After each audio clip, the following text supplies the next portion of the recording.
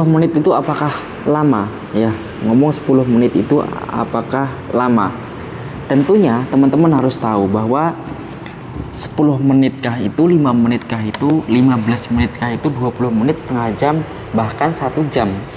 Itu ukuran lama tidaknya itu yang mengukur adalah kita sendiri ya teman-teman. Bahwa semua terbentuk karena terbiasa. Saya ulangi, semua terbentuk karena terbiasa, dan terbiasa itu karena keterpaksaan diri untuk bisa. Kalau kita tidak memulai, ya kita tidak akan pernah bisa tahu seberapa jauh potensi kita, seberapa jauh pengetahuan kita, pembicaraan yang kita ucapkan, pembicaraan kita yang kita bahas itu seberapa lama kita bisa menjelaskan apa yang kita tahu. Nah teman-teman, 10 menit ini bagi saya awalnya itu lama ya, bisa dipegang lama. 10 menit kita mau bicara 5 menit saja, apa yang mau kita bicarakan itu kadang bingung. Itu awalnya kita mau bicara 5 menit, saya ini mau bicara apa 5 menit, kadang 2 menit saya sudah bingung, sudah habis penjelasan gitu kan. Kita tidak bisa menyambung antara satu pembahasan dengan pembahasan yang lain. Nah tetapi karena terbiasa bertahap, setiap hari kita membuat satu, kadang 2 konten, 1 konten, ya masalah 1 2 nggak masalah, yang penting tiap hari ada upload konten, upload video, yang mana itu kita belajar untuk membuat konten. Apa yang kita sampaikan ya terserah, jangan kita menunggu apa yang kita sampaikan. Ketika kita targetkan harus membahas politik, harus membahas budaya, lingkungan, sosial, membahas orang lain, itu terserah teman-teman semua. Yang penting kita harus ngomong. Di sini kan kita belajar bahwa bagaimana cara kita untuk bisa ngomong, kita berbicara. Nah, di 10 menit itu sebenarnya bagi orang-orang yang mungkin awal ya, bagi saya yang awalnya dulu di video-video awal, bahkan sebelum membuat video itu ada beberapa banyak video yang tidak diupload karena ya sangat sulitnya untuk berbicara 2 menit saja, 3 menit saja. Akhirnya kita berani mulai untuk berbicara di depan kamera. Kita menganggap bahwa ini sebagai metode kita untuk belajar. Kalau tidak seperti ini kita tidak akan bisa ya, tidak akan bisa untuk menuju ke 10 menit itu. Jadi di beberapa video ini kita membuat 10 menit ya, 10 menit kita berbicara, entah apapun yang kita bicarakan itu akan membuat suatu batasan-batasan pada diri kita. Nah, sebenarnya manusia itu bisa ya teman-teman, saya meyakini bahwa manusia itu bisa, mau dia 20 menit, 1 jam, 2 jam, 5 jam, bahkan ada yang mau ngomong 1 hari pun ada yang bisa gitu. Mereka ada dan kita belum mengenalnya gitu. Mereka bisa karena apa? Karena ada beberapa faktor. Yang kedua karena terbiasa ngomong, entah itu di media, entah itu di sosial ketika dengan masyarakat, atau juga ketika dia diundang baik itu di acara seminar, ngisi acara pelatihan, kemudian di podcast dan sebagainya, wawancara.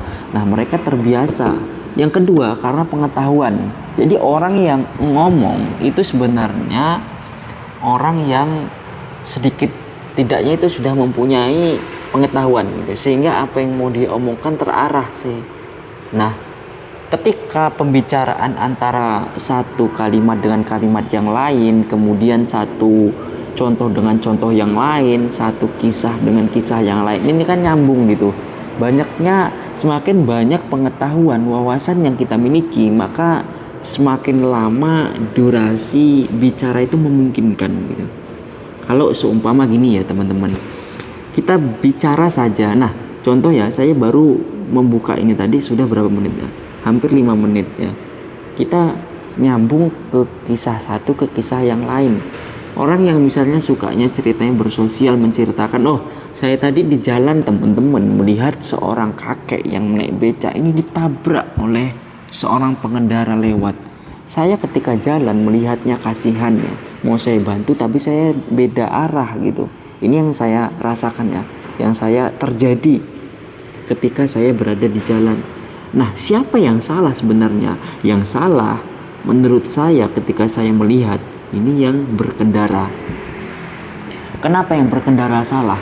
Karena jalur becak yang saya lihat itu sudah nepi, tapi masih ditabrak. Ini adalah kecerobohan orang-orang yang berkendara. Ketika mereka merasa dirinya itu penting, mereka merasa bahwa dirinya itu adalah orang yang mempunyai waktu yang mepet karena kelalaiannya. Saya menganggap karena kelalaiannya. Karena saya juga orang jalanan, bahwa suatu hal itu bisa kita setting, bisa kita jadwalkan. Contoh gini teman-teman, kalau seumpama masuk kerja kita jam 7.30, otomatis kita di rumah itu harus siap-siap dari jam 6 atau setengah 7 lah, gitu. Sudah siap-siap. Kalau semakin cepat kita pergi, maka perjalanan kita juga santai. Mau nanti datangnya cepat itu tidak masalah, yang penting kita sudah sampai di tempat kerjaan atau tempat agenda atau tempat pelatihan yang kita mau ikut gitu. Nah, kita kan santai. Nah, di situ ada jadwal. Kalau masalah motor juga, kenapa saya bilang kelalaian dan sebagainya. Misalnya bensinnya habis, itu kan kelalaian. Kenapa nggak diisi penuh? Rantai putus dan sebagainya, kelalaian, kenapa nggak diservis gitu. Kecuali hal yang mungkin tidak bisa dihindari, misal ada kemacetan ini ya, kalau misalnya kita biasanya perginya dari jam 6 misalnya, macet udah dari subuh misalnya, atau dari malam sampai siang, atau ban bocor, ini kan nggak bisa, karena kita tidak tahu kan yang namanya ban bocor itu tidak bisa kita hindari gitu. Kita kadang sudah berjalan biasa tetapi masih ada kebocoran. Nah, seperti itu. Nah, bisa dihindari. Nah, ini berbicara seperti tadi. Ini kita bisa sambungkan kepada cerita-cerita yang lain. Di sisi lain kita berbicara tentang, kita melihat ada tukang becak yang bertabrakan, tapi di sisi lain kita membicarakan tentang kelalaian, tentang kerja, tentang kedisiplinan. Kita harus tahu definisi disiplin itu apa, kerja itu bagaimana, kita sudah berpengalaman kerja di mana, kemudian di lapangan seperti apa. Kita sambung lagi di kehidupan jalanan, bahwa orang-orang di jalan itu adalah orang yang banyak mempunyai masalah. Yakin saya, tidak ada orang yang di jalan tanpa masalah. Maka jangan menganggap bahwa diri kita itu penting, diri kita itu yang bermasalah. Tapi orang-orang lain juga mempunyai masalahnya masing-masing, cuman kan berbeda gitu. Maka ketika kita misalnya menganggap memarahi orang lain tuh cepat emosi kalau di jalan. Saya melihat bahwa kalau kita misalnya di jalan, orang-orang itu mudah emosi. Kenapa? Karena banyak yang mereka pikirkan. Satu, yang sudah berkeluarga, memikirkan keluarganya, anaknya, biaya rumahnya, ada tunggakannya, hutangnya lah, listriknya dan sebagainya. Kemudian belum memikirkan keselamatan dia di jalan. Ini baru antara rumah dan perjalanan. Belum dia memikirkan tempat pekerjaannya, dimarahi bosnya, ada yang tidak sesuai dengan lingkungan, tidak sesuai dengan karyawan, ada yang belum selesai dalam mengerjakan tugas, ada problem yang lain-lain, motornya juga belum kebayar, belum lagi nanti urusan dengan teman, urusan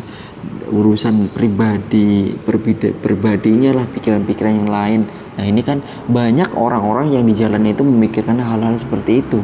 Maka kita sebagai sama-sama pengemudi jalan, pengendara yang di jalan khususnya, kita harus satu, berhati-hati, dua, kita memahami kondisi orang lain seperti mana kita memahami diri kita sendiri. Jadi kita tidak boleh egois ketika di jalan, tidak boleh sembarangan, tidak boleh melanggar lalu lintas. Terutama orang kan banyak ya yang saya lihat nih, fakta bahwa orang-orang yang di jalan itu terlalu terburu-buru sehingga mereka melewati batas gitu ya. Jadi seharusnya tidak boleh belok, tidak boleh putar balik, tidak boleh ke kanan, dia ke kanan, tidak boleh ke kiri, akhirnya dia belok ke kiri. Untuk apa? Untuk memudahkan mereka agar cepat tidak Kalau di kota-kota kan gitu teman-teman ya, sekali muter lewat itu jauh gitu ya, muternya jauh sekali, jauh gitu baru muter lagi. Akhirnya ambil terabasan, sehingga ketika dia nyebrang ada motor ketabrak, siapa yang salah?